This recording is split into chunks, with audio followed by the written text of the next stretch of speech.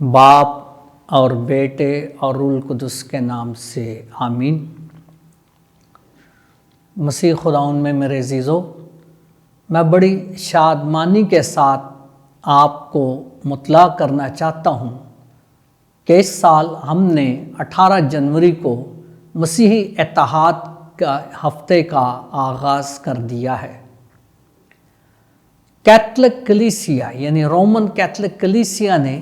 شروع سے ہی اس بات کو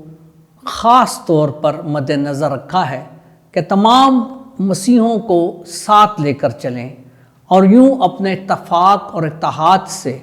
زندہ یسوع المسیح کے مؤثر گواہ بنیں۔ اور اسی سلسلے میں ہر سال ہم جنوری کے مہینے میں یہ مسیحی اتحاد کا ہفتہ مناتے ہیں۔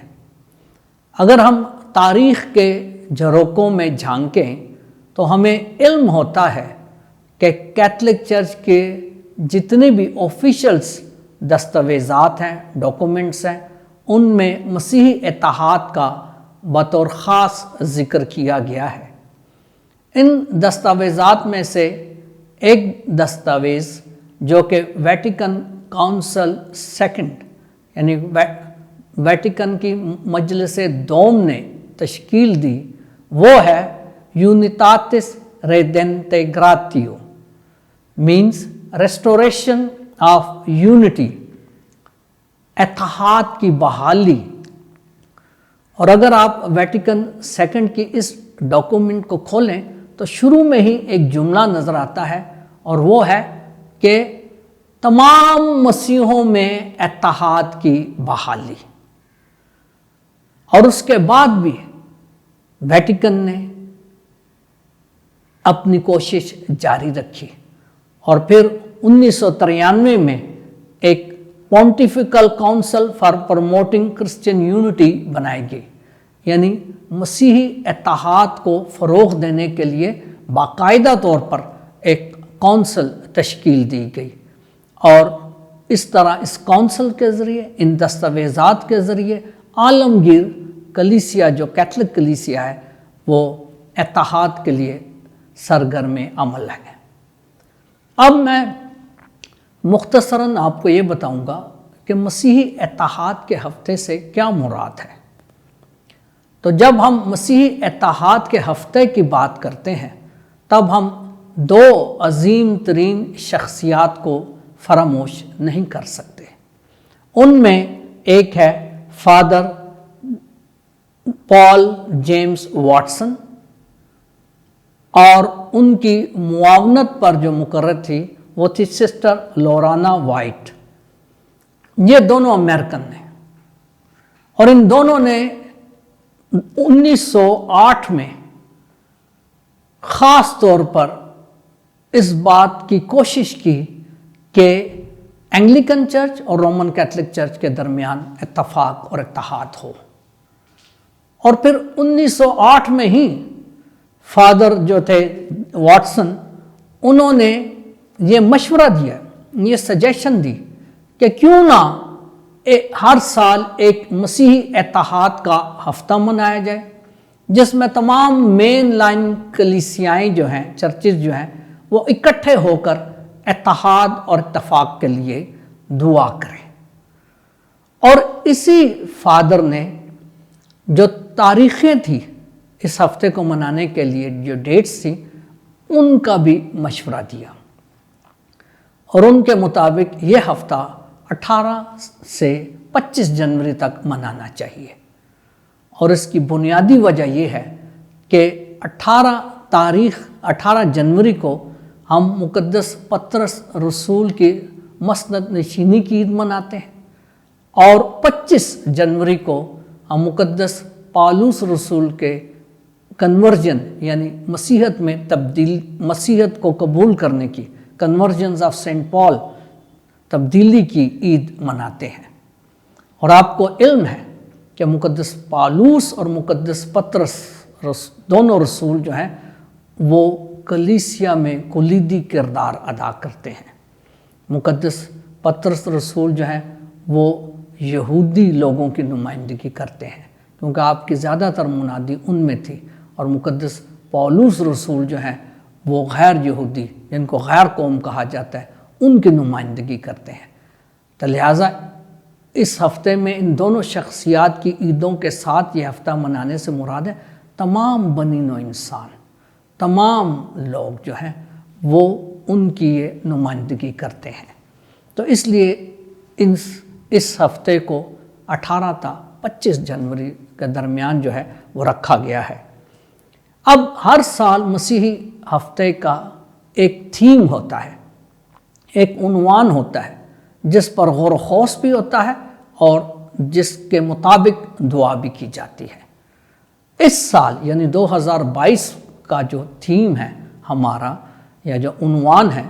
وہ مقدس متی کی انجیل اس کا 2 باب اور 2 آیت ہے، اور وہ ہے کہ ہم نے مشرق میں اس کا ستارہ دیکھا اور ہم آئے ہیں تاکہ اسے سجدہ کریں۔ یہ مجوسیوں نے کہا تھا، اور ہم پڑھتے ہیں مقدس متی کی انجیل اس کے 2 باب میں کہ لکھا ہے کہ کئی مجوسی، عام طور پر ہم 3 مجوسی سمجھتے ہیں، لیکن کئی مجوسی ادھر لکھا ہے، کئی مجوسی آئے۔ اب یہ جو کئی مجوسی تھے یہ کسی ایک خاص ملک یا علاقے یا زبان سے ان کا تعلق نہیں تھا، یہ مختلف مذاہب، مختلف زبانوں، مختلف ممالک، مختلف علاقوں سے ان کا تعلق تھا، لیکن انہوں نے ایک ستارہ دیکھا، اور چونکہ علم نجوم کے ماہر تھے یہ اس ستارے کی روشنی میں مختلف سمتوں سے نکلتے ہوئے اکٹھے ہوئے اور اسی ستارے کی روشنی میں چلتے ہوئے دنیا کے حقیقی نور یسوع المسیح تک پہنچے اور وہاں پہنچ کر اسے سجدہ کیا۔ اس ہفتے ہم بھی یہی بات کریں گے کہ جس طرح مجوسی جو تھے اسی طرح ہم جو مختلف کلیسیاؤں سے تعلق رکھتے ہیں، ہم مل کر حقیقی نور یسوع المسیح تک پہنچے اور اس کی روشنی کو اور اس کے نور کو اپنے اندر اتارتے ہوئے اپنی زندگیوں کو پر نور کریں۔ اور میں یہ بات بھی بتا دینا چاہتا ہوں کہ یہ تھیم یعنی یہ عنوان اور اس سال 2022 میں جو مسیح اتحاد کے لیے مواد ریٹن مٹیریل یعنی تحریری مواد جو تشکیل دیا گیا ہے وہ ہمارے مشرق وسطیٰ کے کلیسیاؤں نے مل کر کیا ہے۔ اور مشرق وسطیٰ یعنی مڈل ایسٹ کے جو چرچز ہیں اس میں آپ کو پتہ ہے کہ آزار رسانی ہے، تشدد ہے، مذہب کے نام پر ان کا استحصال ہوا ہے، کئی جو ہے وہ مسیحی شہادت پا چکے ہیں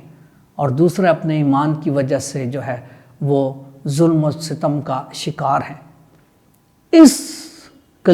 ان کلیسیاؤں نے یہ تھیم ہمیں دیا ہے، اور